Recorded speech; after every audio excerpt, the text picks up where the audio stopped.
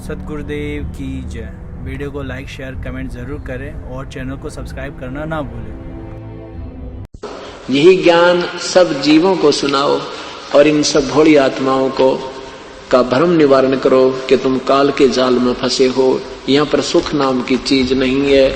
ये काल का भयंकर जाल है। इसने अपना आहार अपने स्वार्थों से यहाँ पर फंसा रखा है। 1 लाख जीवों का रोज नित आहार करता है, 1.25 लाख की उत्पत्ति करता है।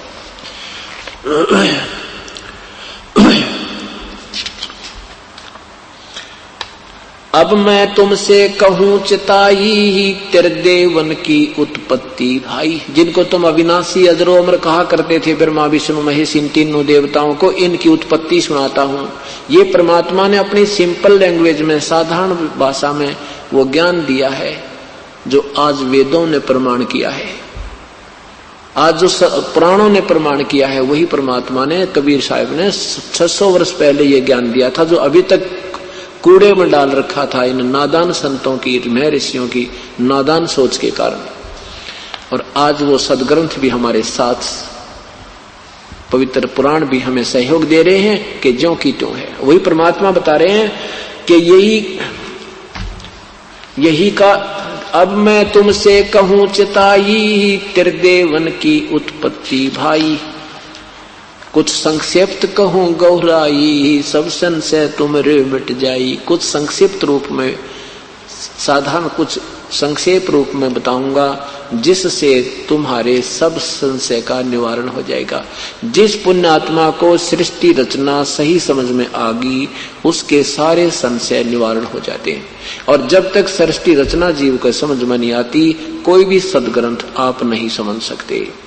यही कारण रहा कि इन ऋषियों ने, महर्षियों ने गीता, पवित्र गीता जी, पवित्र वेदों के अनुवादों में अर्थों के अनर्थ करने पड़े।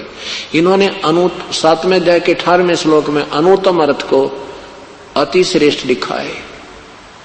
वर्ज माने जाना होता, 18वें अध्याय के 66वें श्लोक में गीता जी में वर्ज माने जाना होता, इन्होंने आना लिख दिया, क्योंकि इनको ये सृष्टि रचना का ज्ञान नहीं था। ये मास्टर की इनके पास नहीं थी। क्या बताते हैं? कुछ संक्षिप्त कहूं गहुराई, सब संशय तुमरे मिट जाई। भरम गए जग वेद पुराना, आदि राम का भेद न जाना। आदि राम सबसे पहला प्रभु, सबसे पहले का जो मालिक है, पुरातन प्रभु। राम राम सब जगत बखाने, आदि राम कोई बिरला जाने। राम राम तो सब कहते हैं, वो राम है, भगवान ब्रह्मा, भगवान विष्णु, हे भगवान, हे भगवान, हे राम कहते। वो राम है कौन, ये नहीं समझ पाए। राम राम तो सब कह रहे हैं, परंतु आदि राम कोई बिरला जाने। उस वास्तविक प्रभु के विषय में तो कोई संत बहुत ही कम है जो तुम्हें बता पाओगे। ज्ञानी सुन, ये जो कथा मैं तुझे सुना रहा हूं, इसको बुद्धिमान सुनेंगे वो तो सत्य मानेंगे, और मूर्ख सुनेगा उसकी समझ में आवा नहीं, वो कहेगा झूठ बोले, झूठ बोले। क्या कहते हैं? भरम गए जग वेद, राम राम सब जगत बखाने, आदि राम कोई बिरला जाने। ज्ञानी सुने सो हृदय लगाई, मूर्ख सुने तो गम न पाई। बुद्धिमान सुनेंगे तो सत्य मानेंगे, हृदय से लगाएंगे और 100 शुक्र करेंगे तेरा कि कहाँ छुपा था ये अनमोल ज्ञान। और मूर्ख सुने तो कहने आप अपनी सब कहा करते हैं, आप अपने हिसाब से सब कथाएं सुनाते हैं। माँ अब कौन है, क्या कथा सुनाना चाहता हूं कि ब्रह्मा विष्णु महेश की। माँ अष्टंगी पिता निरंजन, ये जम दारुण वंशन अंजन। पहले कीन निरंजन राई, पीछे से माया उपजाई। क्या बताते हैं कि इनकी ब्रह्मा विष्णु महेश की माँ तो है अष्टंगी और पिता इनका ज्योति निरंजन। होए ये 600 साल पहले दी हुई अमृतवाणी परमेश्वर कबीर साहब की आपको सुना रहा दास। और वही ज्यों की तो शिव महापुराण और देवी महापुराण और ब्रह्म महापुराण ने आपको प्रमाण दिया। शिव महापुराण के 6ठे अध्याय रुद्र संहिता में लिखा है कि सदाशिव से और दुर्गा से, इस सदाशिव और इस पार्वती से विष्णु की उत्पत्ति हुई। और ब्रह्मा कहता है उसी प्रकार इन दोनों ने मुझे भी पैदा किया। अब इस 6ठे अध्याय में और 7वें में तो ये लेखक गोल मोल कर गया। 9वें अध्याय में फिर लिखा है कि इस प्रकार तीनों देवताओं में गुण है, रजगुण ब्रह्मा, सतगुण विष्णु, तमगुण शिव जी, और वो सदा शिव तो गुणातीत कहलाता है। यानी 4 स्थिति आप बता दी। ये ब्रह्मा विष्णु महेश दुर्गा और इस काल के संयोग से उत्पन्न हुए हैं, पति पत्नी व्यवहार से। और वो जो चौथा जो है वो काल है, ज्योति निरंजन अलग है। तो आज वही परमात्मा बता रहे हैं मां अष्टंगी पिता निरंजन, ये जम दारुण वंशन अंजन, पहले कीन निरंजन राई, पीछे से माया उपजाई। पहले ज्योति निरंजन की उत्पत्ति की अंडे में, और पीछे से उस जिस हंस ने सबसे पहले स्वीकृति दी थी इस काल के संग आने की, उसकी कहते हैं पीछे से वह माया उत्पन्न की, माया बना दी, दुर्गा बना दी कबीर परमेश्वर ने।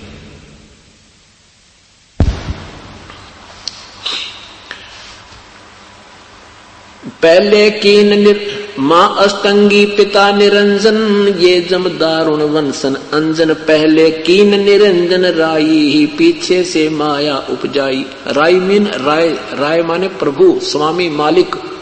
ये निरंजन भगवान बनाया, राय साहब बोला करें, राय साहब। तो ऐसे ये राय यानी ये कुछ अंश का क्षेत्रीय कुछ को मालिक होता है, उसको राय साहब कहा करते, राय। पहले कीन निरंजन राय, ये राई कहो, राय को, ये क्योंकि ये पद्य भाग है, इसमें उसको जो है राग को सुचारू करने के लिए मात्राओं की फेरबदल संतजन किया करते हैं। पहले कीन निरंजन राई, पीछे से माया उपजाई, माया रूप देख अति शोभा, देव निरंजन तन मन लोभा।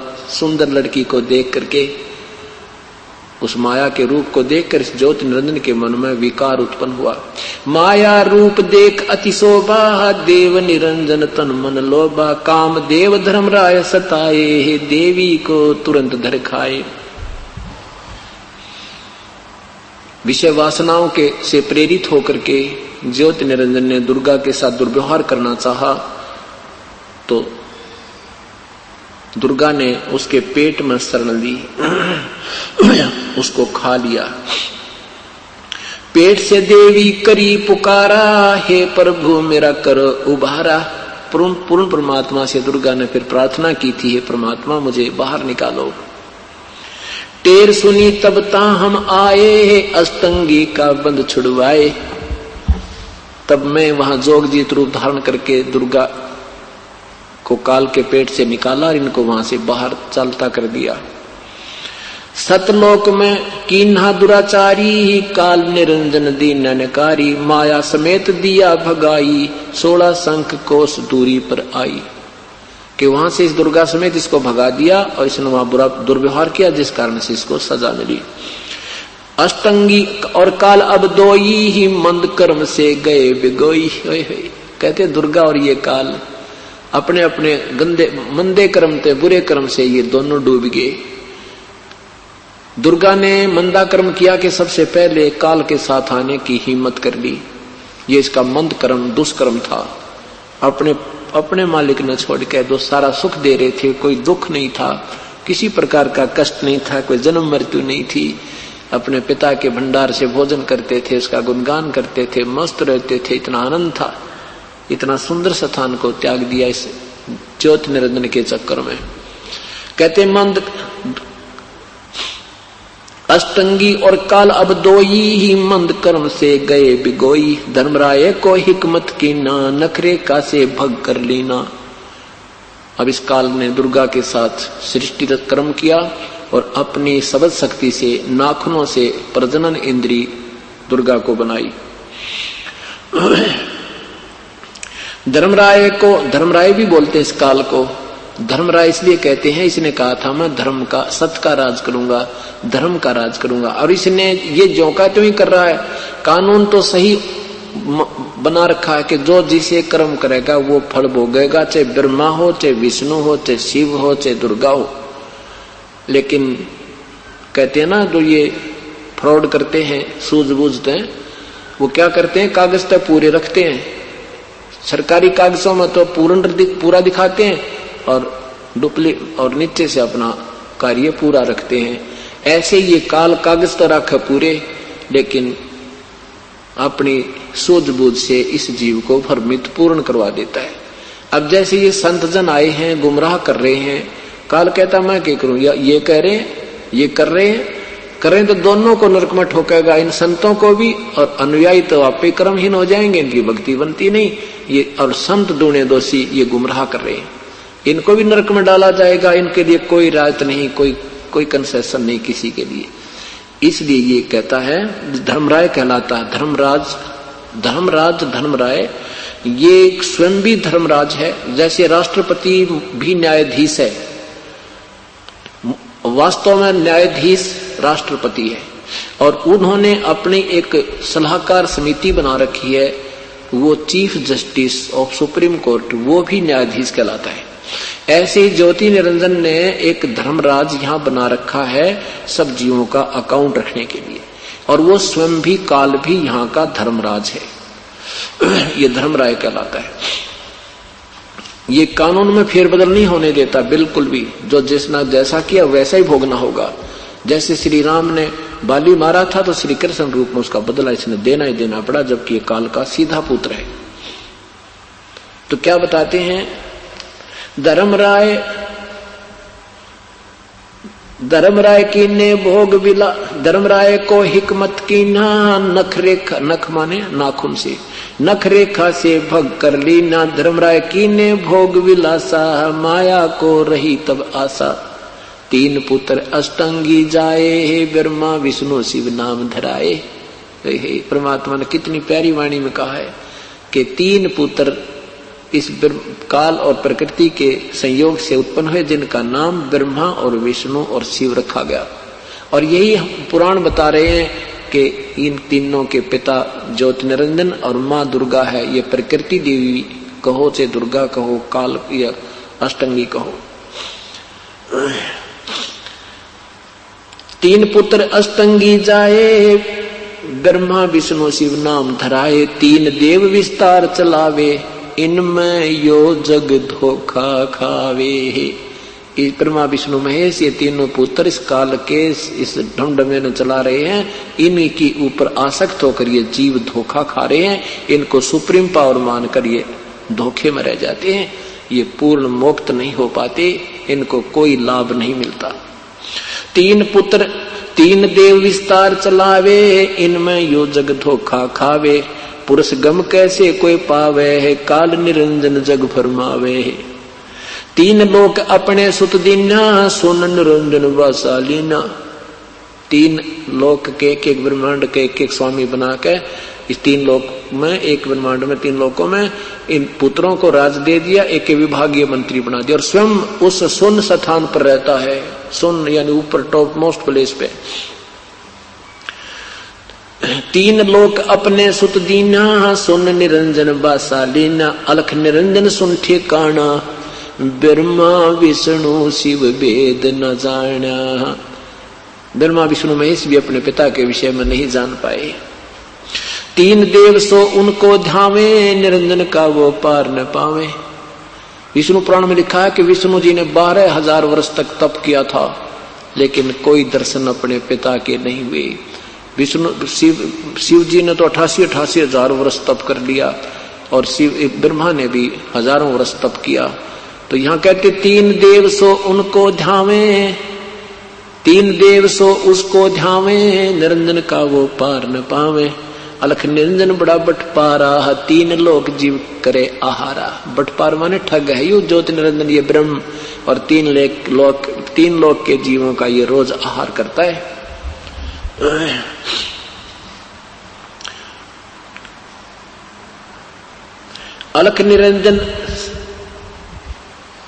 अलख निरंजन बड़ा बटपारा, 3 लोक जीव कीन आहारा। ब्रह्मा विष्णु शिव नहीं बचाए, सकल खाए पुन दूर उड़ाए। ये ब्रह्मा विष्णु महेश को भी नहीं बख्शता। जैसे आपको बताया कि 7 ब्रह्मा की मृत्यु के उपरांत एक विष्णु की मृत्यु होती है, और 7 विष्णु की मृत्यु के उपरांत एक शिव की मृत्यु होती है। जब इनकी मृत्यु होती है तो इनको भी तपस्या पर जाना ही जाना पड़ता, चाहे देव मरे और चाहे कोई आम प्राणी मनुष्य मरे। इन सबको एक बार तपस्या पर इनका शोरबा निकालता ही। 3 लोक सो ब्रह्मा विष्णु शिव नहीं बचाए, सकल खाए पन धूल उड़ाए। तीन तिनके सुत हैं तीनों देवा, अंधे जीव करते हैं सेवा। उस काल के ये तीन बेटे हैं और ये ज्ञानहीन जीव इन की पूजा में लगे रहते हैं। कहते हैं उसके तिसके सुत हैं तीनों देवा, अंधर जीव करते हैं सेवा। काल पुरुष सबू को चीन्या, पूर्ण पुरुष का हो नहीं चीन्या। काल पाए सभी गैलीना, ब्रह्म काल सकल जग जाने, आज ब्रह्म को ना पहचाने। इस काल को तो भगवान सब माने बैठे हैं, पर उस आदि परमात्मा के विषय में कोई सुनने को तैयार नहीं। तीन देव और अवतारा, ताको भजय सकल संसारा। इन ब्रह्मा विष्णु महेश ने और इन्हें जितने अवतार रूप में आते हैं, इनकी भजनों में, इन्हीं की महिमा गुणगान में यह सारा संसार लगा हुआ है। तीन देव और अवतारा, ताको भजे सकल संसारा। तीनों गुण का ये विस्तारा, धर्मदास में कहूं पुकारा। तीनों गुण का ये विस्तार माने ये तीनों गुण का जोड़ा हुआ जुगाड़ है। रजगुण ब्रह्मा, सदगुण विष्णु, तमगुण शिव जी। तीन गुणों की भक्ति में ये भूल पड़ो संसारे, कहे कबीर निज नाम बिना भाई कैसे उतरो पार।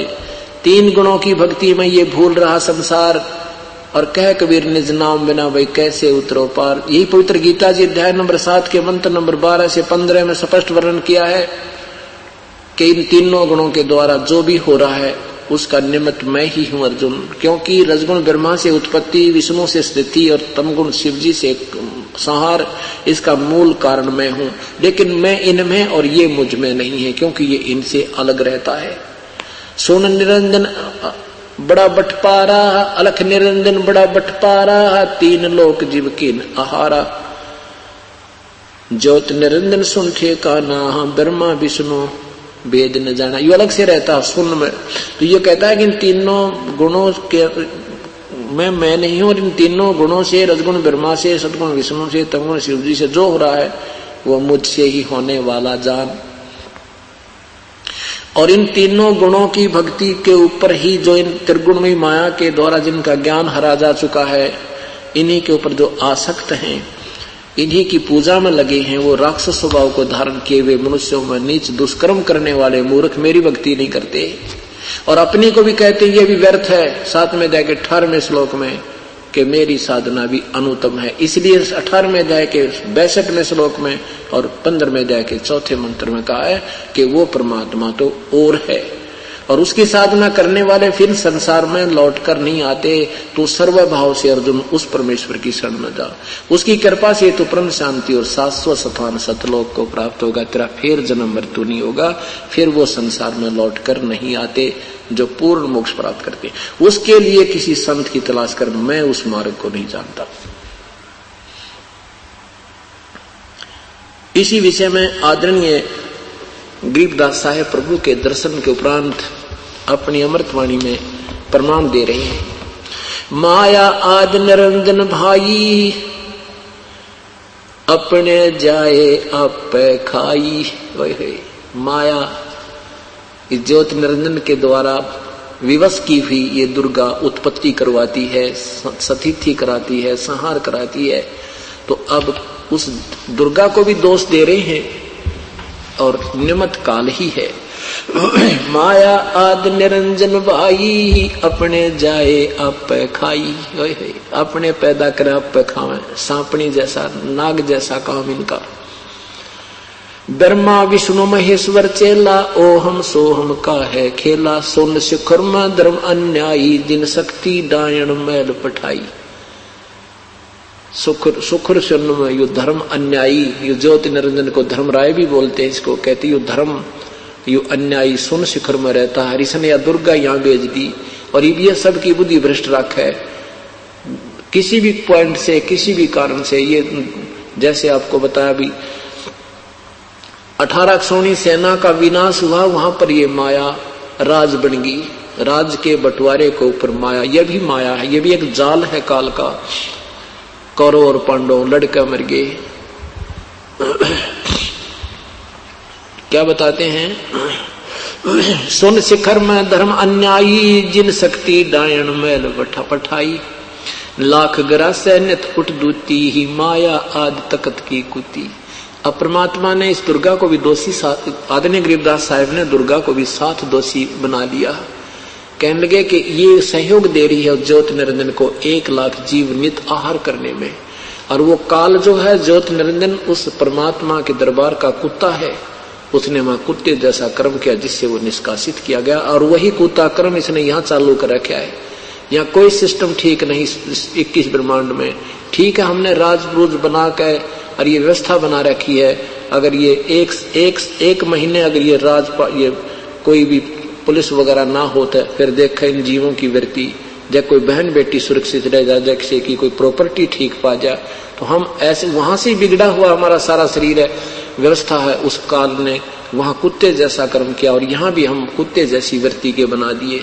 जैसे तगड़ा कुत्ता आता है और छोटे कमजोर कुत्ते ने रोटी मुंह में ले रखी हो, वो दूर से घुर्र करेगा और वो मुख से रोटी डालकर दूर खड़ा हो जाएगा। ये स्थिति यहाँ हर जीव की है। तो यहाँ उसी दृष्टिकोण से लताड़ रहे हैं।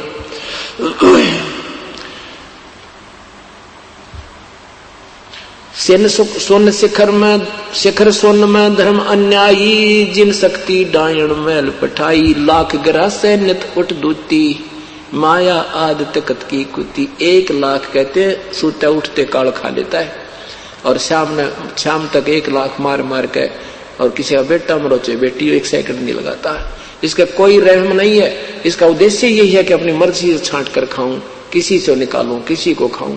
तो हम सोच रहे हैं ये हमारा परिवार, हमारा रिश्तेदारी, हमारे भाई बहन, पति पत्नी नहीं। काल कहते हैं, परमात्मा कहते हैं यही तो तुम भूल कर रहे हो। रोज यही समझाते हैं और वही तुम्हारी बुद्धि टिकी रहती है। ये तो काल आहार है। झूठे सुख को सुख कहे, ये मान रहा मन मोदे। ये सकल चबीना काल का, कुछ मुख में कुछ गोदे। ये सब काल आहार है। कुछ को खा लिए, कुछ तो खा चुका है, कुछ तो मुंह में जा लिए, बाकियों को अब पाल रहा है, और वो टाइम आएगा जब उनको भी ले जाएगा। उससे पूर्व हमने जो करना परमात्मा कहते हैं वो संत बताएंगे। क्या बताते हैं? 1.25 लाख घड़िए नित भांडे, 1.25 लाख घड़िए नित भांडे। अंसा उत्पत्ति पर ले डांडे। ओए होए 1.25 लाख ग्रासे नित उठ दूती, ही माया आद तकत की कुती। 1.25 लाख घड़िए नित भांडे, अंसा उत्पत्ति पर ले डांडे। 1.25 लाख तो रोज मारे है, और 1.25 लाख ये भांडे, ये शरीर और तैयार कर देता है।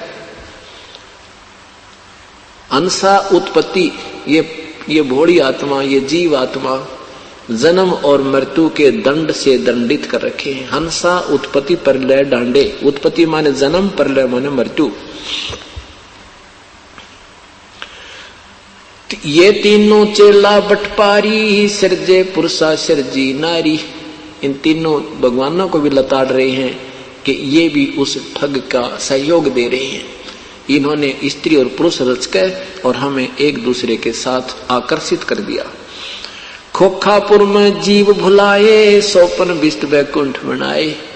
ये खोखापुर है। खोखा माने खाली, ऊपर तो बढ़िया दिखा, अंदर वस्तु कुछ नहीं। इसमें ये जीव भुला रखे, ये खोखापुर है। और ये सोपन विष्ट वैकुंठ भी सोपन सा, जैसे हम यहाँ बैठे हैं, ये मेरा कार है, कोठी है, बेटा है, बेटी है, और 1 सेकंड के बाद मृत्यु हो जाए, अपना कुछ भी कोई नहीं। ऐसे स्वर्ग में जो देव बने, महादेव बने हैं, इनकी भी ऐसे दिन आएगा, मृत्यु हो जाएगी, वो सोपन सा हो जाएगा, उनका कुछ नहीं वहां पर। तो क्या बताते हैं? खोखापुर में जीव भुलाए, सोपन विष्ट वैकुंठ बनाए। ये है हरहट, यो अरहट का कुआ लोई, या गल बंजा है सब कोई। ये अरहट रहट होता है। नीचे से बाल्टियां उस रहट की चैन पे लगी हुई भरी हुई पानी से आती हैं, ऊपर खाली हो जाती हैं, नीचे से फिर भर के आती हैं, फिर खाली हो जाती हैं। कहते हैं यहाँ तुम शुभ कर्म अशुभ करते हो, शुभ ऊपर शुभ स्वर्ग में, अशुभ नरक में खाली करके फिर आ जाते हो, फिर भर के जाते हो, फिर खाली करके आते हो, 84 लाख योनियां भोगते हो। ये अरहट का कुआ लोई, या गढ़ बंधा है सब कोई। ये कीड़ी कुंजर और अवतारा, हरहट डोर बंधे कोई बोरो। हाथी ते लेकर और चीटी ताई जीव से लेकर इन अवतारों तक, ब्रह्मा विष्णु महेश तक भी इस अरहट की डोर के कितने चक्कर काट चुके, कितनी जन्म मृत्यु हो चुकी है। पीर पैगंबर कुतुब ओलिया सुर नर मुनि जन ज्ञानी, एत्या को तोरा ना पाया ये काल का बंधे प्राणी।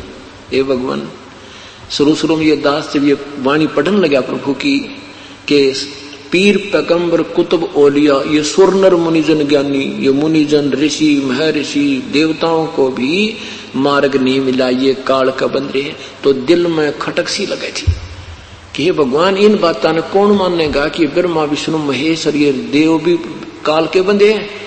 पर इन सदग्रंथों ने तो मेरी इस बात को कति आसान कर दिया। अब समझन में 2 मिनट भी ना लगे पुण्यात्मा को कि सचमुच ये तो कुछ भी नहीं था। इन ऋषियों के पास तो खख नहीं था। ये वही प्रक्रिया हम जीव कर रहा है। साधना की को सूत बैठ गया, किसी जन्म में वेदों अनुसार साधना कर ली, स्वर्ग से ले गए, सिद्धि आ गई, एक दूसरे प्रभु पाक गए, वो कहानी कथा इनकी कविताएं सुनी जाती हैं। दुर्वासा ने ऐसे कर दिया था, विश्वामित्र ने ऐसे कर दिया था, अर्जुन ने बेरा फिर विश्वामित्र गिल के हो गया आगे, वो ज्ञान हमें नहीं था। क्या बताते हैं कि स्वर्णर मुनिजन कुतुब ओलिया सुर नर मुनिजन ज्ञानी, एत्या को तोरा ना पाया ये यम के बंधे प्राणी। इनको रास्ता नहीं मिला। तो ये बात समझ में पहले कम आओ। अब सदग्रंथों ने आसान कर दिया कि इन देवताओं ने भी ब्रह्मा विष्णु महेश को भी, ऋषियों को, महर्षियों को, सिद्धों को, गोरखनाथ जैसों को भी वो तत्व भेद और सही व्यक्ति का विधि नहीं मिला, उनको नहीं पाई। अब तो समझ में आ गई, कति आसान होगी क्योंकि सदग्रंथ प्रमाण दे रहे हैं। इनको तो रास्ता मिला नहीं, ये तो काल ही के साधना में उलझे रहे, यम के बंधे प्राणी। धर्मराय के धूमा धामी जम पर जंग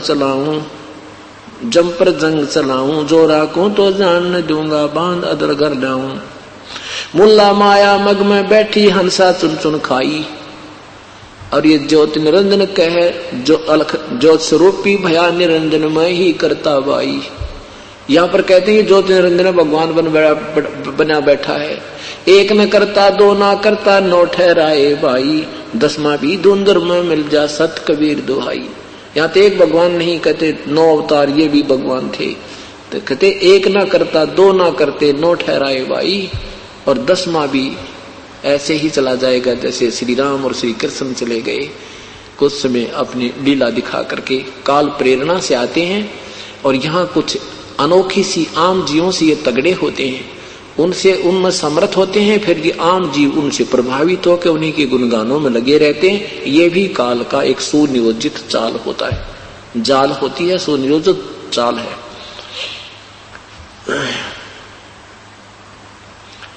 मुल्ला माया मग में बैठी हंसा चुन चुन खाई, ज्योत स्वरूपी भया निरंजन में ही करता बाई।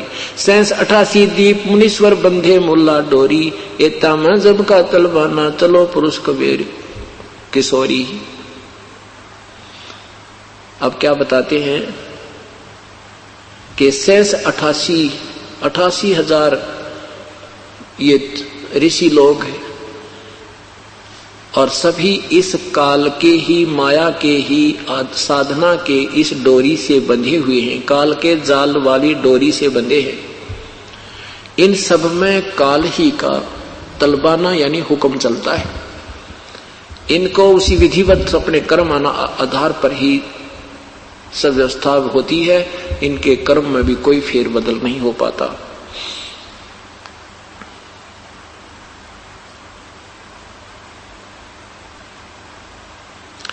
अपनी समर्थता बताते हुए परमेश्वर के विषय में गरीबदास जी बता रहे हैं, 14 भवन गमन है मेरा जलथल में सरभंगी, खालक खलक खलक में खालक अवगत अचल अभंगी। अगर अलील चक्र है मेरा जिससे हम चल आए, इन 5 पर परवाना मेरा बंद छुटावन धाए। इन 5 के ऊपर मेरा तलबाना, मेरा हुक्म चलता है, कबीर परमेश्वर कहते हैं, और औरों के ऊपर इन 5 का चलता है। इन 5 कहते हैं ब्रह्मा विष्णु महेश्वर माया और धर्मराया कहिए, इन 5 मिल पर पंच बनाया वाणी हमरी लइये। इन पांचों ने मिलकर ये सब प्रपंच बना रखा है, इसलिए तुम हम जो कह रहे हैं इस पर विचार कीजिए, इसको लेना माने गहराई से सोचना, संकेत समझ जाना हम क्या कहना चाह रहे हैं। इन बातों को सुनकर धर्मदास बड़ा प्रभावित होता है और फिर कहता है, परमात्मा आपकी बात मैं सारी मान रहा हूं, लेकिन प्रभु मैंने सुना है कि क्या भगवान कृष्ण, देखो भगवान श्री कृष्ण में भी तो शक्ति है। जैसे श्री मोरध्वज राजा के पुत्र ताम्रध्वज को आरे से चरवा के भगवान श्री कृष्ण जी ने उसको जीवित कर दिया था। आप कैसे कह रहे हो प्रभु ये शक्ति नहीं है? अब हमारी बुद्धि इस पुराने रंग में इतनी उलझ गई, इतना तत्व ज्ञान सुनकर भी हमारी ऊपर में बुद्धि उठती नहीं। परमात्मा ने कहा, भाई बात सुन जो धर्मदास, ठीक है, ये नहीं कहा मैंने कि इनमें कोई शक्ति नहीं है, लेकिन तुम इनको सर्वशक्तिमान कहते हो। सर्वशक्तिमान नहीं, ये केवल किया हुआ कर्म ही दे सकते। यहां तो भगवान श्री कृष्ण जी ने ताम्रध्वज को जीवित कर दिया, आरे से 2 फाड़ करवा के, ये कर सकते हैं क्योंकि इतनी शक्ति है इनमें ये, लेकिन श्वास नहीं वृद्धि कर सकते, ये जीव की उम्र नहीं बढ़ा सकते। और जब तक श्वास है इस शरीर को तोड़ फोड़ कर 2 मिनट में ठीक कर सकते, इनमें इतनी पावर है। अब जब भगवान श्री कृष्ण भी वहीं थे जब अभिमन्यु की मृत्यु चक्कर व्यूह में प्रथम दिन ही होगी थी। भगवान श्री कृष्ण के सगे भांजे सुभद्रा के पुत्र अर्जुन से, क्योंकि भगवान श्री कृष्ण की बहन सुभद्रा अर्जुन से ब्याही थी। भगवान श्री कृष्ण रो रहे थे, सुभद्रा रो रही थी, 500 पांडवों का कुल नाश हो रहा था, श्री कृष्ण कोई बचाव नहीं कर पाए। अब धर्मदास इस बात को सुनकर चुप हो जाता है और परमात्मा अंतर्ध्यान हो जाते हैं कि इसकी बुद्धि अभी काम पूरा नहीं कर रही है, इसके मन में यू खिचड़ी ज्ञान घुसा हुआ है। अब ऐसे करके परमात्मा पूर्ण ब्रह्म फिर अंतर्ध्यान हो गए। अब धर्मदास बुरी तरह रो रहा है, ये भगवान मेरे से गलती होगी प्रभु, एक बार दर्शन दे दो मेरे मालिक, दर्शन दे दो मेरे मालिक। मैं अब फिर कभी आपके साथ वाद विवाद नहीं करूंगा। लेकिन परमात्मा ने 6 महीने तक कोई दर्शन नहीं दिए।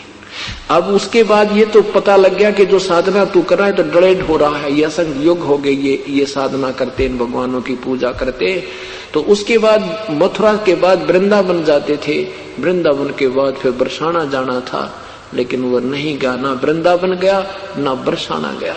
बरसाना में किस लिए जाते हैं? राधा से सिफारिश लगवाने के लिए कि राधे राधे शाम मिला दे, राधे राधे शाम मिला दे। भगवान कहते हैं ये तुमने ड्रामेबाजी आप पर शुरू कर दी, ये आप मनमुखी कथाएं बना लिए, मनमुखी ये मंत्र बना लिए, मनमुखी ये शब्द बना लिए। ये ना गीता जी में प्रमाण है ना वेदों में प्रमाण है, इसलिए मनमाना आचरण है। अब जब राधा जी मिलने आती थी भगवान श्री कृष्ण से लुक छिपके, तो दुनिया उसको बुरी दृष्टि से देखा करती थी, उसको गुंडी कहा करती थी कि कहाँ जाती है एकांत में एक पुरुष से मिलने के लिए। और जब वो चली गई, अब लाखों हजारों वर्षों के बाद आज उससे सिफारिश लगवाते हैं कि हमें कृष्ण से मिलवा दे। और जब कृष्ण जी वहां पर थे, जब उसके साथ संघर्ष कर रहे थे, कारण यही था कि ये स्त्रियों में नाचता है और समाज इसी कारण से भगवान से द्वेष करता था। इसी कारण से ये जरासिंह शिशुपाल जैसे भगवान के साथ व्यवहार किया करते थे। अब वो चले गए हैं तो हम सब उनके गुणगान कर रहे हैं। इंसानियत जब थी तो उनके रहते उनको मानते, जितना वो लाभ दे सकते थे आपको अवश्य दिलाते, लेकिन ना मोक्ष उनका पूर्ण है ना ही उनके न्यायियों का। तो ना वृंदावन में गए ना फिर बरसाना गया। धर्मदास रोता हुआ अपने बांधवगढ़ की तरफ चल पड़े, अपने मूल स्थान घर को आ गए। अब धर्मदास की धर्मपत्नी आमनी देवी नाम था उस भगतमती का। उसको पता था कि मेरे पति अभी 6 महीने में वापस आएंगे, क्योंकि पूरे टूर पर निकले हैं, 68 तीर्थ पर जाएंगे। तो जब देखा कि वो 10-15 दिन के बाद ही वापस आ गया है और रो रहा बुरी तरह, आंखों से आंसू बह रहे हैं, सारा कमीज भीग गया है। आमनी देवी ने पूछा कि क्यों रो रहे हो भगत जी? नहीं बोल पाए, जैसे किसी का कोई निजी व्यक्ति मर जाता है, परिवार का सदस्य की मृत्यु हो जाती है, तो उसके वियोग में जबान नहीं फटती काफी देर, तो रोना ही रोना आता है। इस बुरी तरह वियोग में, भगवान के विछुड़ जाने के वियोग में धर्मदास रो रहा है। धर्मपत्नी बैठकर पूछ रही है, उसे प्यार कर रही है, क्या बात होगी, क्यों रो रहे हो? क्या उसने सोचा, आमनी देवी ने सोचा इसके कोई पैसे गुम हो गए होंगे, किसी ने चुरा लिया होगा निकम्मे ने। और मैं कई बार इसको टोक देती थी कि ज्यादा धर्म पुण्य मत किया करो, कि कहीं ये इस उद्देश्य से दुखी हो रहा हो कि अब मैं पैसे मांगूंगा तो ये न्यू कहेगी कि कोई बात नहीं, अब मत जाना है, और पैसे खराब मत करो, कि मेरे कारण ये इतनी आत्मा दुख पाई हो, मैं क्यों दोषी बनूं। कहती है भगत जी, आपके भगवान ने कोई कमी छोड़ रखी है? कितने पैसे ले जाना और अपना कार्य पूरा करके आना, और जो है ये तो कोई अब हमारे मांगते होंगे जिन आपके पैसे चुरा लिए। काफी देर रोने के उपरांत धर्मदास रोते हुए कहता, आमनी, अगर मेरा वो धन लुट जाता तो मैं कतई नहीं रोता। मेरा जो धन अब गुम हो गया, अब मुझे नहीं मिलेगा, मुझे पक्का विश्वास है, और वो नहीं मिलेगा मैं जी नहीं सकता। आमनी ने पूछा, वो कौन सा धन था तेरा? तब उसने पूरी कथा सुनाई कि मेरे साथ भगवान ऐसे आए, ऐसे बताया, फिर मैं उस खिचड़ी ज्ञान में फिर मैं वकील बन गया, फिर अंतर्ध्यान हो गई। दोबारा फिर यह पूरी सृष्टि रचना या सुनाई मेरे थे, जो दुर्गा उस आमनी देवी को धर्मदास जी ने सुनाई। और दूसरी बार फिर मैंने ऐसे प्रश्न कर दिए कि श्री कृष्ण जी भी शक्ति युक्त हैं, उन्होंने प्रमाण भी दिया कि अभिमन्यु को क्यों नहीं जीवित किया। आमनी बोली, बात तो सारी सत्य थी, पर आप सेठ होकर के सौदा चूक गए, आप व्यापारी कहाँ रहे? धर्मदास कहता है कि आमनी, यही तो दुख मान रहा हूं कि पहली बार अपने जीवन में मैं सौदा धोखा खाया, सौदा चूका हूं। आमनी ने कहा कि वो कौन से ब्रह्मा विष्णु महेश से कौन सी अपनी रिश्तेदारी थी, और कौन सा वो हमें रोज मिला करते थे, उनका ज्ञान सुना तो उससे प्रभावित थे, आज परमात्मा का ज्ञान सुना और यह सत्य है, सब शास्त्र आधार है, तो क्यों ना मान लिया अपने। धर्मदास कहता है, रो क्यों रहा हूं? इसलिए रो रहा हूं कि मेरे से महान गलती होगी, और भगवान जिसको ढूंढते फिरे वो स्वयं मेरे मुझ दास के पास आया, और मुझ नीच ने परमात्मा को ठुकरा दिया। अब मुझे मिलेगा या नहीं मिलेंगे, न्यों रो रहा हूं कि कहीं फिर ना आए मेरे पास। 6 महीने तक रोते रहे और पतले दुबले हो गए, आहार नहीं कर पाए। कहने के भगवान, वो साधना तो मेरे से हो नहीं सकती, वो तो कति व्यर्थ है, और सत साधना मुझे मिली नहीं। अब 6 महीने के बाद परमेश्वर ने आमनी देवी में प्रेरणा की कि पूछा आमनी देवी ने कि भगवान ने कुछ कहा होगा, वो कैसे आते हैं, कुछ तो विचार व्यक्त किए होंगे, कुछ बताओ हम समाधान करें। फिर धर्मदास को चेतना आई कि एक दिन कह रहे थे कि जहां धर्म भंडारे होते हैं मैं प्रत्यक्ष या अप्रत्यक्ष रूप में वहां प्रकट रहता हूं। आमनी देवी ने सोचा ये तो रो रो कर मर जाएगा। कहा कि तू भंडारा कर दे सेठ जी। 3 दिन के भंडारे का सारी सब जगह प्रचार कर दिया, 3 दिन भंडारा चलेगा, सब साधु संत आइयो, क्योंकि वो साधु रूप में थे प्रभु, एक जिंदा रूप में थे। सभी संतों को जो साधु मानते हैं हम, उस वेशभूषा वालों को सबको आमंत्रित कर दिया, और कई हजारों की संख्या में संत जन भगत जन रोटी खाने आए, भंडारा पाए। 3 दिन तक समागम चलता रहा, लेकिन वो परमात्मा की सूरत नहीं दिखी। अंतिम दिन दोपहर के बाद आफ्टरनून में जब देखा कि 100-200 महात्मा भोजन खाने वाले शेष हैं और वो परमात्मा नहीं आए, तो अपने मन में दृढ़ संकल्प कर लिया कि परमात्मा या तो आज दर्शन दे दियो, नहीं कल आपका दास संसार में नहीं है। बेग मिलो कर हूं अपघाता, मैं ना जीऊं सुनो विधाता। कहते हैं या तो जल्दी मिलो मेरे प्रभु, नहीं तो आत्मघात करूंगा। अब मैं जी नहीं सकता मेरे मालिक, अब रोजाना मेरे से सहन नहीं होती तेरी विदाई। या तो ये मार्ग बताना नहीं था प्रभु, लग रहे थे अपने डले डोण में ढोते रहते। अब ऐसा ज्ञान अचंभ गौराया, मैं ना जीऊं सुन अवगत राया। ऐसा अनमोल ज्ञान मुझे बता दिया, अब मैं जीवित रहने योग्य ही नहीं रहा। इतना सोच करके मन में दृढ़ संकल्प किया कि अब इनको विदा कर देता हूं और मैं अब आत्महत्या करूंगा। तभी क्या देखा कि बैठे वही जंदे का बदन शरीरम, बैठे पदम वृक्ष के तीरम। वही जिंदे के रूप में एक कदम वृक्ष के नीचे परमात्मा विराजमान है 200 फुट की दूरी पे। जब धर्मदास का ध्यान गया रे वो बैठे भगवान, इतनी स्पीड तो भाग के गिरा जैसे बच्चा अपनी माँ को लिपट जाता है सुबह की खेत में बाहर गई हुई काम पे और सामने आती है, एकदम भाग के लिपट जाता है, चरण उसके सीने से लग जाता है। प्रभु मेरे से गलती होगी, मैं किन्नर हूँ, मैं पापी आत्मा हूँ, मुझे क्षमा करो मेरे प्रभु, मेरे से महा गलती होगी। दोनों कान पकड़ता हूँ, कति विवाद नहीं करूंगा, मुझे ये नाम और ज्ञान बता दो। तब तो परमात्मा ने कहा ठीक है धर्मदास, मेरा किसी को मत बताना मेरा भेद, इनको विदा करो इन संत महंतों को, और फिर आजा भीतर अंदर मकान में। फटाफट उनको विदा कर दिया और कहा भगवान ही जाइए, मैं थक नहीं, अब नहीं जाऊंगा बेटा, चिंता मत करें। अंदर ले गया अपनी पत्नी के पास के आजा भगवान आ गई, आमनी देवी आजा, मेरा धन मिल गया। एक एक पैर पकड़कर दोनों बैठ जाते हैं। धर्मदास रो रहा है, आंखों से पानी गिर रहा है।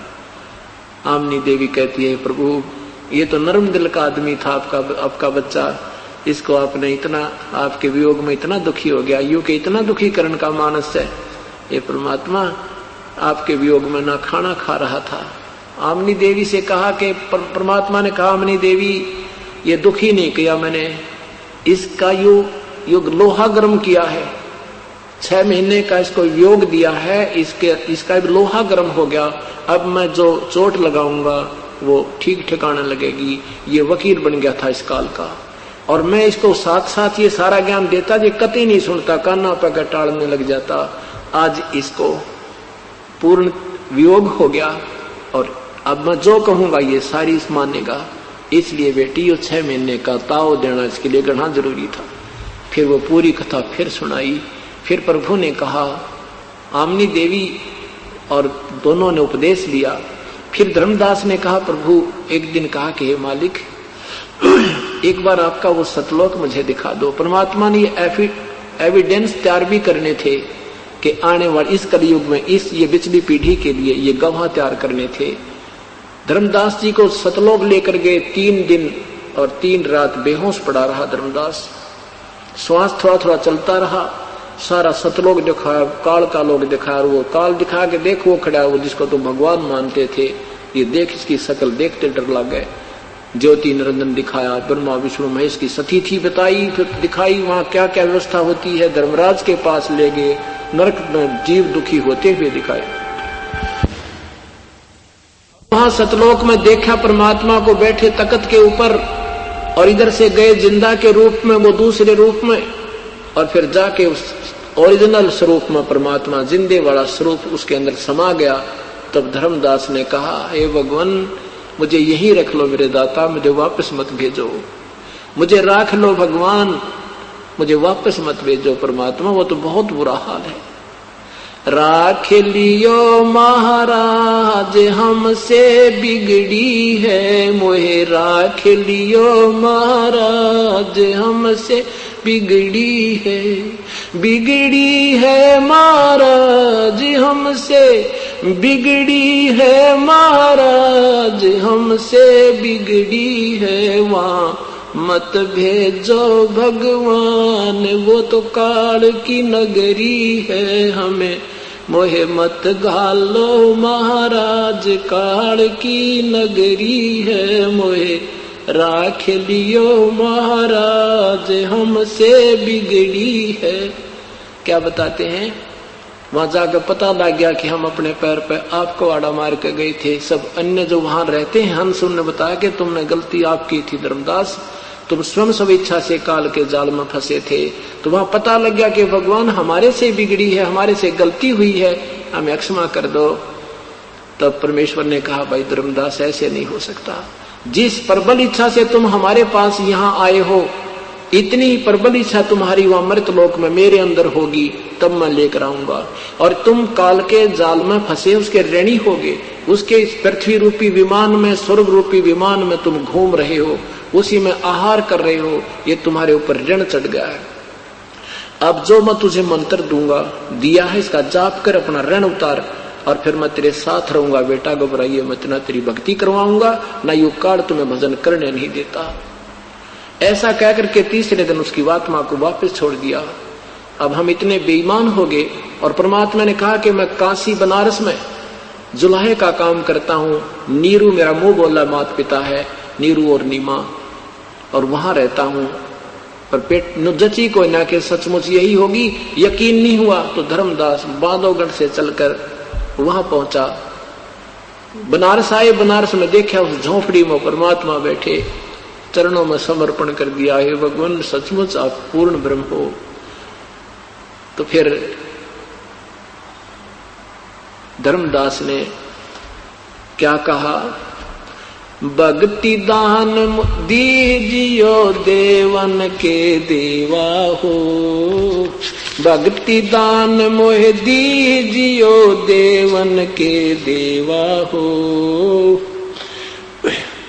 जन्म पाया भूलूं नहीं करहूं पद सेवा हो, जन्म पाया भूलूं नहीं करहूं पद सेवा हो, भक्ति दान गुरु दीजियो देवन के देवा हो।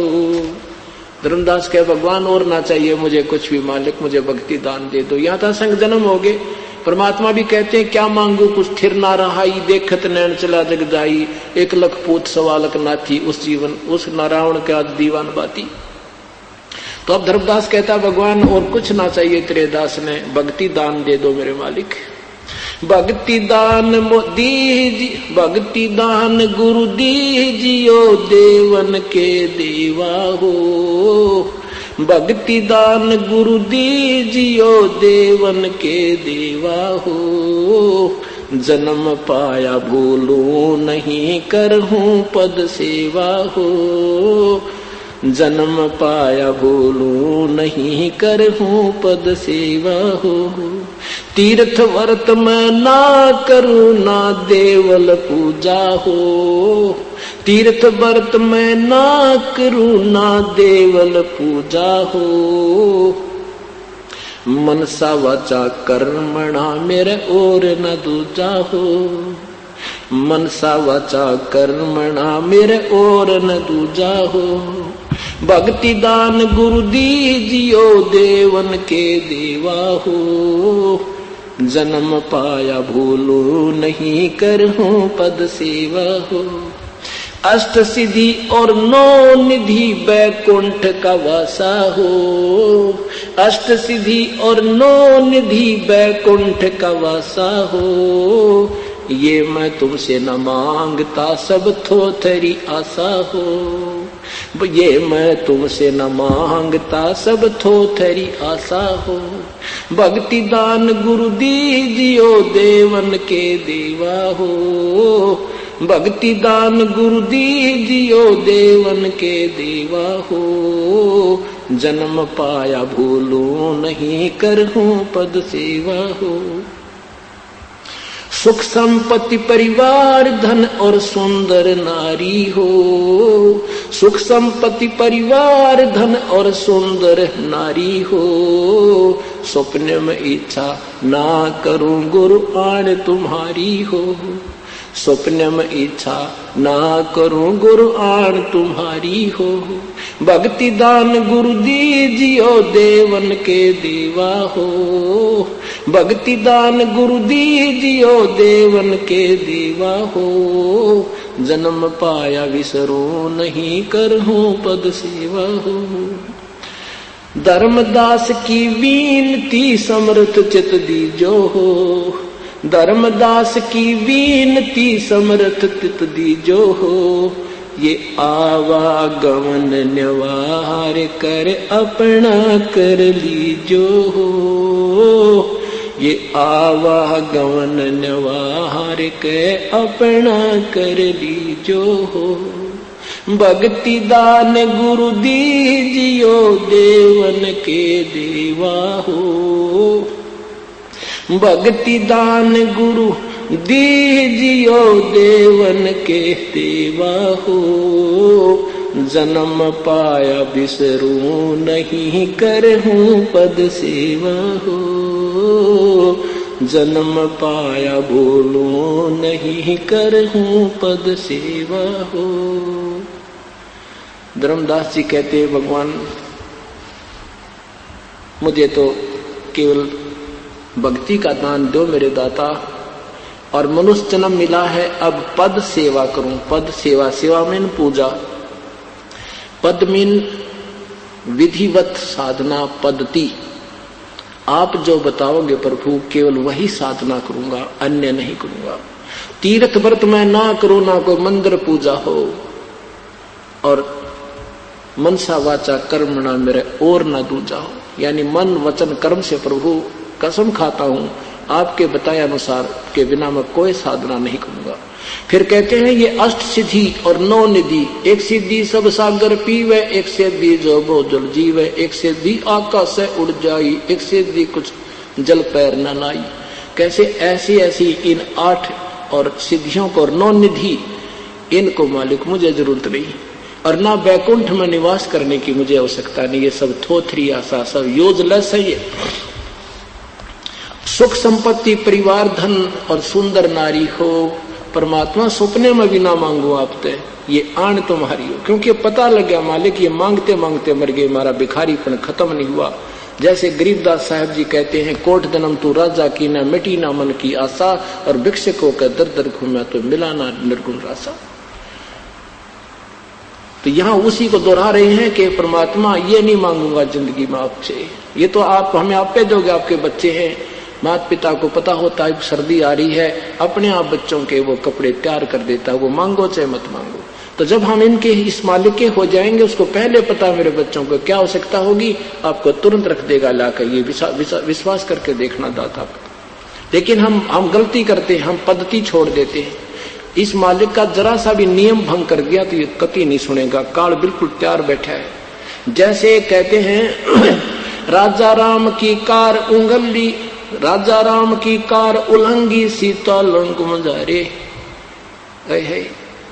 अब जब सीता जी को ये कहा था श्री राम ने, सीता जी ने जब कहा कि ये मृग मेरे लिए लाओ, तो राम ने कहा था कि सीता ये मृग नहीं, ये कोई जाल है, लेकिन जिद पकड़गी। फिर कहने लगा ठीक है मैं जा रहा हूं, पर एक लक्ष्मण से कहा, लक्ष्मण एक मेरी बात सुन ले, या तो मेरी तलाश में आना मत, और आए भी तो तुम ये मंत्र बोल कर एक रेखा खींच के आना कुटिया के चारों तरफ, और सीता को कह देना कि इसे बाहर नहीं जावे चाहे कोई भी आवे। जब काफी देर श्री राम नहीं आए और मारीच ने ऊपर से आकाशवाणी की हाय भाई मर गया, हाय मर गया, तो सीता ने कई ऐसे अपशब्द कह दिए जिससे राम लक्ष्मण ने जाना पड़ा। लेकिन जाते समय कहा कि ये भाई की आज्ञा है, इस कार से तू बाहर मत आना, इस रेखा से बाहर मत जाना, इतना रहम करना हमारे पे। अब सीता ने कहा ठीक है नहीं जाऊंगी। उधर से रावण जो है साधु बनकर आ गया और कहा माई भिक्षा दो, कहा कि अंदर आके ले जाओ। रावण जब आने लगा तो एकदम उसमें अग्नि फटी, अग्नि की लपटें निकली, रावण 10 कदम पीछे हट गया, नहीं तो भस्म हो जाता। तो कहा सीता से कहा कि अगर भिक्षा देनी है साधु को तो बाहर आकर दीजिए, क्या तुम मुझे हिंसा करना चाहती हो। अब ये पॉइंट बताना चाहते हैं कबीर परमात्मा कि तुम लापरवाही करते हो काल के मार्ग में, सतगुरु के मार्ग में, जरा सी लापरवाही तुम्हें कितनी भयंकर सिद्ध हो जाएगी। तो सीता ने सोचा साधु है क्या फर्क पड़ा है, अभी देकर 2 सेकंड में वापस आ जाऊंगी, आटा ही तो देना है। अब जो ही उसने बाहर हाथ गिरा वहीं से पकड़ दी और उठा ले गया। वो जरा सी लापरवाही कितनी महंगी पड़ी, करोड़ों व्यक्ति मर गए सीता को छुटवाने के लिए, और राम और लक्ष्मण रो रो कर पागल हो गए, और कितनी दुख पाई। 12 वर्ष तक उस काल के रावण के जाल में फंसी रही, आहार मिलाना, कोई स्नान करने को स्थान मिलाना। तो यहाँ परमात्मा कहते हैं तुम इस हमारे इस मार्ग को, इसमें लगने के बाद इस मर्यादा को, इस पद को, इस पद्धति से भिन्न मत करना, कोई भी मर्यादा भंग मत करना। मर्यादा भंग करते तुम्हारे ऊपर अटैक काल का हो जाएगा। ठीक है, जिनका भी कोई आपत्ति का कोई समय संयोग नहीं है, वैसे गलतियां भी करते रहेंगे, काल उनको थेपड़ कर रखे, अब ठीक है लगे रहो। और जिनका संयोग आगे कोई बहुत भयंकर उसका होता है और श्वास शेष नहीं होते, और उनसे कोई गलती हो जाती है तो फिर काल नहीं छोड़ता।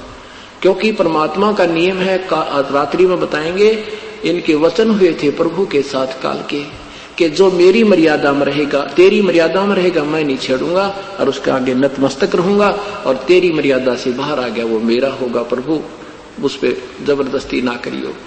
ये वचन भरवा रखे। अब परमात्मा यही कहते हैं, जब तक हंसा हमरी आना, काल लगे ना तुमरा बाना। जब तक मेरी मर्यादा में जीव रहेगा तेरा तीर नहीं लग सकता। लेकिन हम इतने नादान बालक हैं, कहते कहते मर्यादा तोड़ जाते हैं। हम परमात्मा यही कहते हैं, भक्ति चाहे कम कर लो, दान भी कम करना, पर मेरी मर्यादा से बाहर मत जाना, फिर मैं आप ले जाऊंगा। पर हम यही गलती कर जाते हैं, हम समाज में ज्यादा रहते हैं। उन लोगों की कोई मर्यादा नहीं, उनकी कोई भक्ति नहीं है, तो मर्यादा कहां से होगी। और मर्यादा के बिना या भक्ति रूपी फसल तैयार नहीं हो सकती। किसान खेत में चारों तरफ मेड़ बनाता है, वो मर्यादा बनाता है तो खाद और पानी उसका ठीक ठिकाने रहता है, और वो बढ़िया वो दौड़ ना हो तो कहीं का कहीं जाएगा, वो फसल साफ उसकी नहीं बन सकती, सफल नहीं हो सकती। तो इसी प्रकार हमने अपने परमात्मा की प्रत्येक नियम को निभाते हुए इस भक्ति को करना। यह धर्मदास जी कह रहे हैं कि अब पद सेवा करूंगा। सेवा मीन पूजा, और पद माने आपके बताई हुई पद्धति विधि से, और कोई नहीं करूंगा परमात्मा, ना तीर्थ जाऊंगा, ना व्रत करूंगा, ना किसी मंदिर में जाऊंगा। ये सब बकवाद है, ये साधना ठीक नहीं थी। तो इस प्रकार धर्मदास जी का कल्याण हुआ। बोलो सतगुरुदेव की जय। आज सुबह के सत्संग में भक्तात्मा परमेश्वर कबीर साहब तथा भक्त श्री धर्मदास साहब जी का संवाद सुन रहे थे।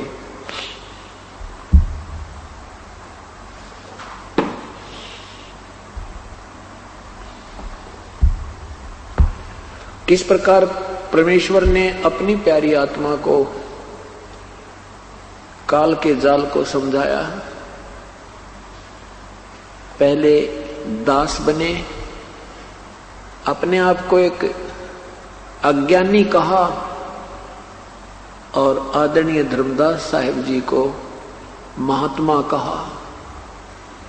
यदि पहले बार ही परमेश्वर ये कह देते कि तेरी साधना गलत है, तू गलत कर रहा है, तो धर्मदास एक नहीं सुनता, उठकर चला जाता। इस काल के जाल से निकालने के लिए परमेश्वर ने कितने तरीके हमारे लिए अपनाए हैं, क्योंकि वो हमारे पिता हैं, वो हमारे वास्तविक आधार हैं, आत्मा के आधार हैं। और यही हमारी संभाल नहीं करेंगे तो और कोई हमारी संभाल करने वाला नहीं है। अंतर्यामी एक तू आत्म के आधार, जो तुम छोड़ो हाथ तो हमें कौन उतारे पार। तो क्या कहा, पहले प्रार्थना की, हे महात्मा जी मुझे कुछ मार्ग बता दो, मैं बहुत भटक लिया।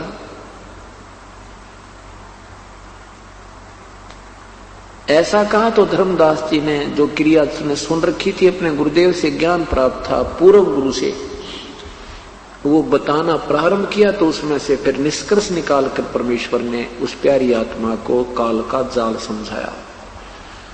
उसके ऊपर एक शब्द है,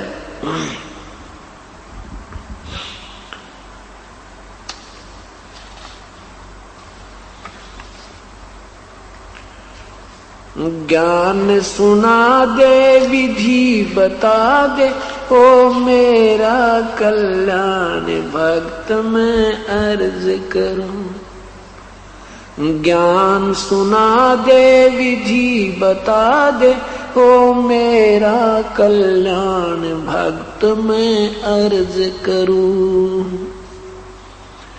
धर्मदास तब यूं बोला, 68 तीर्थ नाऊंगा। धर्मदास तब यूं बोला, 68 तीर्थ नाऊंगा। गीता जी का पाठ करत हूँ, इस विध मुक्ति पाऊंगा। गीता जी का पाठ करत हूँ, इस विध मुक्ति पाऊंगा, राम कृष्ण के गुण गाऊंगा, मिला स्वर्ग में स्थान भक्त में अर्ज करूं।